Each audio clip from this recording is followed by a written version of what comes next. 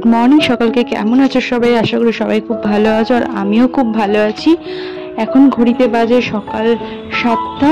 আজ বৃহস্পতিবার, আমাকে একটু বাজারে যেতে হবে, তাই একটু রেডি হইনি। তারপর আমি একটু বাজারে বেরাবো, ফুল আনতে যেতে হবে। কারণ আগের দিন হলো ফুলটা নিয়ে এসে রাখি, কিন্তু না আজ আনা হয়নি, তাই একটু আজকে বাইরে যেতে হবে।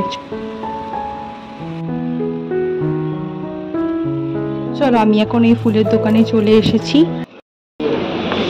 আমপল্লব, বেলপাতা, তুলসী পাতা ভালো দেখে দিও। পান দেবে?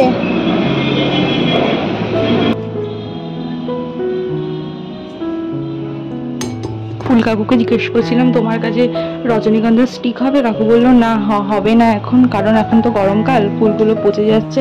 কারণ কি বলতো, ঘরে বেশ ফুল স্টিক রাখলে বেশ মানে ঘরটা আর কি খুব গন্ধে মম করে, ওই জন্য আর কি। দাও, একটু বড় দেখে দাও। হ্যাঁ হ্যাঁ,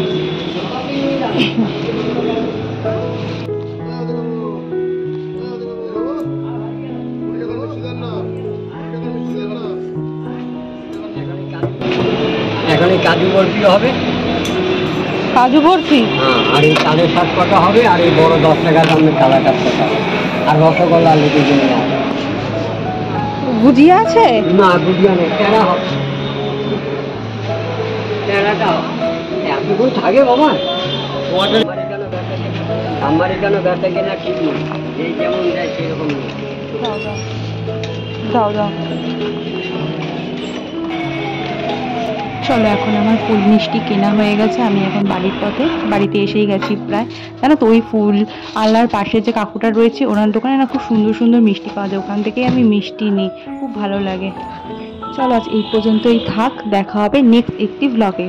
তোমরা সবাই ভালো থেকো, টাটা।